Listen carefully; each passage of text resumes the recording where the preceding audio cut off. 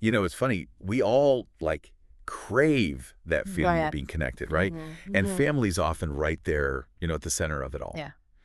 But why does it feel like sometimes, even with the people we're closest to, it's like we're trying to build these strong relationships, but going through a maze, Right. blindfolded. Exactly. And it's kind of what we're diving into today, right? Yeah, and I love that you brought in some really interesting research here to help guide us through that maze a little bit. Absolutely. It really helped me, honestly, like going through some of these sources in preparation for this was eye-opening, to say the least. Hmm. But to kick things off, I think one of the things that this research really, really honed in on was why that distance creeps in the first place, even when we don't want it to. Absolutely. And one of the things that I found really fascinating in the research was this idea that, we often talk about the generation gap, right? Right. Like, oh, the generation gap. But this goes deeper than just kids and parents not, liking the same music or Yeah. fashion choices, right? Right. Um, this research really points to the fact that when you think about it, each generation grows up in kind of a unique cultural moment. Totally. Yeah. Right. And that shapes their values, their worldview, how they approach relationships. Totally. Even something as simple, I mean, maybe not simple, but as as impactful as the internet has completely changed how families connect, right? Like when I was a kid, I remember like writing letters to my grandparents, and now we're video chatting with our grandkids every week. It's like a different world. It's night and day, and this source touches on how those evolving social norms, right? Like technology is one thing, but Yeah. how that plays out in the family unit, Yeah. right? So think about, shifting views on gender roles or how we approach mental health. Like those conversations Yeah. wouldn't have happened at the dinner table a generation ago. It's true. And with that comes a whole new set of challenges, I think, Mm, especially when you layer on the realities of like the lives we live now. yeah. And one thing that the source really, really honed in on was the impact of both parents working, Yes. kids having schedules that are jam-packed full of activities. Yeah. And it's like finding time to just be a family sometimes feels like you're trying to like put together a jigsaw puzzle where half the pieces are missing.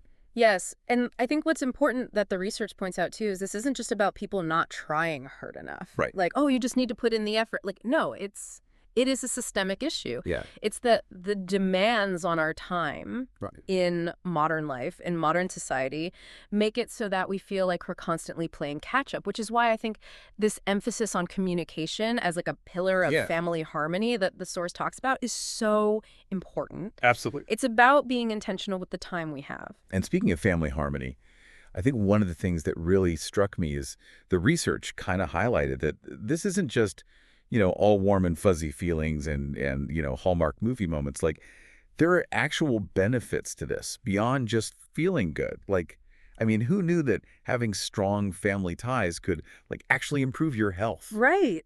Isn't that wild? It's crazy. It's amazing how interconnected things are, but the research talks about like a reduced risk of depression, lower blood pressure, even longer lifespans for folks who have strong family connections. And, Yeah.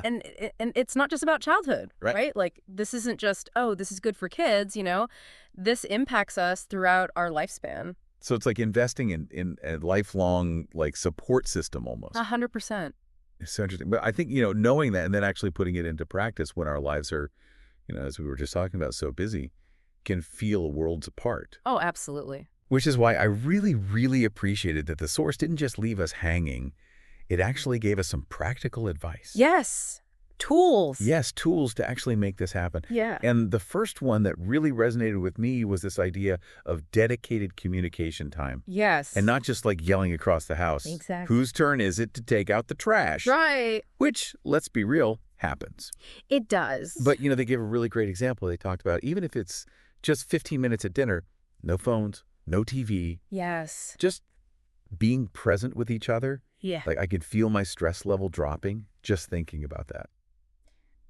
I love that. And it might even be helpful to your point about busy schedules, like schedule it. Yeah. Like put it on the calendar. Totals. Family meeting, family dinner. Yes. Treat it like any other important appointment. I love that. And then building on that idea of being intentional, right? Yeah.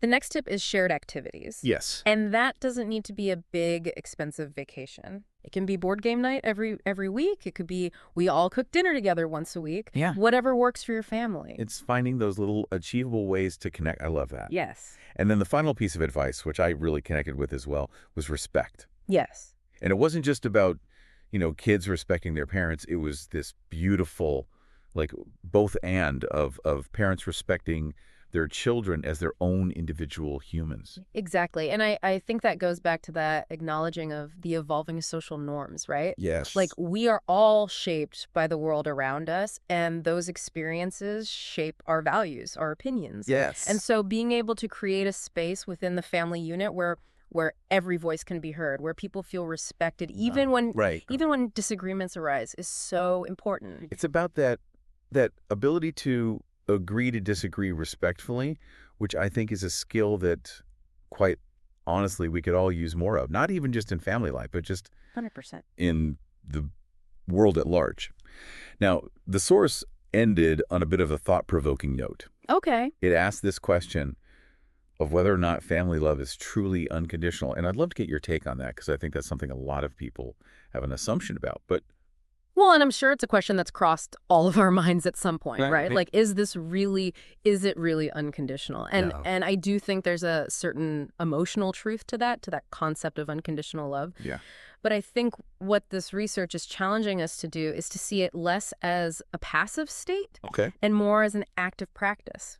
Interesting. So it's less about the feeling and more about consistently showing up. Exactly. It's about putting in the effort, right? Yeah. To nurture those bonds even, and perhaps especially when it's hard.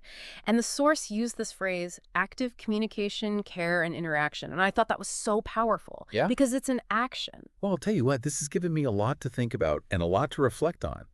And I think what's interesting, too, is, this source really focused primarily on, like, that immediate family unit. Right. But what about extended family? Yes. As families grow and evolve, That's a great question. do these same principles apply to aunts, uncles, cousins, chosen family? Mm-hmm.